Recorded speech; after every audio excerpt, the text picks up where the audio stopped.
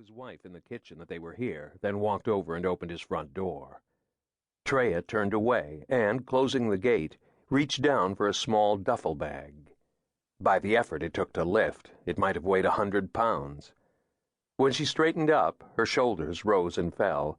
Then she brought a hand to her forehead and stood completely still for another second or two. With her tiny hand, Rachel held on to the front pocket of her mother's jeans while she looked up at her face, her own lips pressed tight. Hardy crossed his porch and descended 3 steps to the cement path that bisected his small lawn. The sun had gone down behind the buildings across the street, although true dusk was still 20 minutes away. As she turned and saw him now, Treya's legendary composure threatened to break. She was a tall woman, nearly Hardy's size, and strongly built. Her mouth, expressive and normally quick to smile, quivered, then set in a line. Hardy came forward, took the duffel bag from her, and put an arm around her neck, drawing her in, holding her for a moment. Finally, he stepped back and whispered, "How is he?" She shrugged and shook her head. Then, her voice as quiet as his, "We don't know yet." Franny came up, touched his shoulder, and came around to hug Treya. Hardy stepped to the side and went down on one knee to face Rachel at her level. "And how's my favorite little girl in the whole world?" "Okay," she said. "But Zach got hit by a car." "I know he did, hon." "But he's not going to die." Hardy looked up at the 2 women.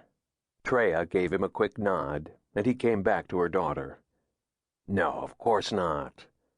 But I hear you're going to stay here for a couple of days while he gets better. Is that okay with you?" "If Mom says." "And she does. Is that duffel bag your stuff? Here, let me get it. If you put your arms around my neck, your old Uncle Diz will carry you inside."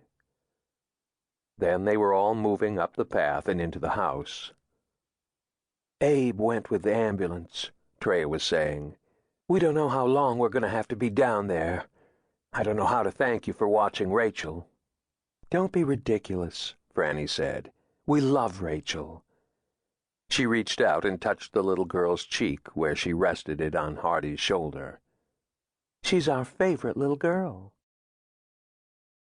Hardy and Franny walked Treya out after they got Rachel settled in with cookies and milk in front of the television. They stopped again on the path just inside the fence. "Was he conscious?" Hardy asked. "No." Treya paused, then lowered her voice. "He didn't have his helmet on." "What happened exactly?" Franny asked. "We may never know," she said. "Abe had just brought down his big-wheel bike and Zach was on it, but Abe told him to just sit still and wait a minute while he turned around and got his helmet, which he'd set down like 2 feet away on the stairs.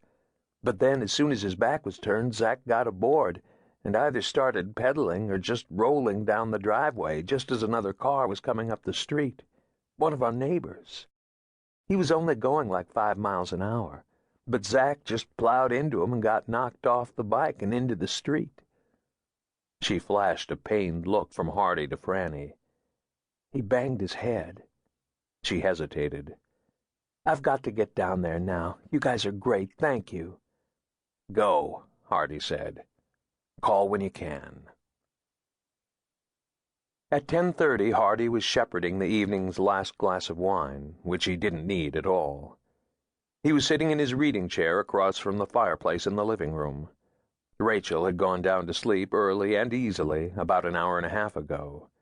Franny was in the family room now, and for the past half hour had been talking to their son, Vincent, down in San Diego. She'd already called the Beck back in Boston, both calls not so much to share the bad news as to touch base with their own offspring to make sure they were safe. Neither Treya nor Abe had called yet with any report from the hospital.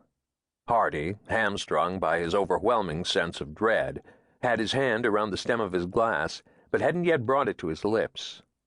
He simply stared at the fire. Franny must have hung up because she was now standing in the portal that separated their dining and living rooms. "Diz?" He turned his head toward her, perhaps surprised to see her there, appearing out of thin air.